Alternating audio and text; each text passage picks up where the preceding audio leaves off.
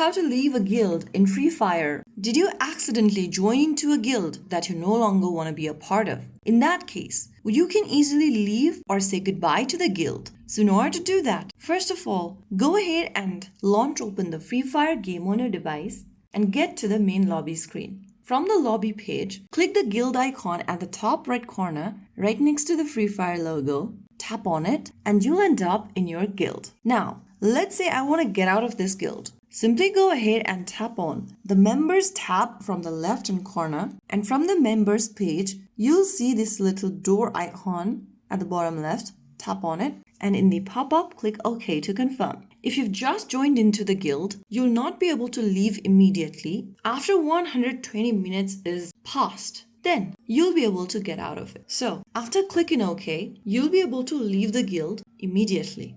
Once you leave the guild, you'll need to wait a short period to cool down before joining a new guild again. So that's it. That is how you easily leave a guild in Free Fire you no longer want to be a part of. If you found the video helpful, don't forget to like, share and subscribe to our channel. I will see you again in the next video.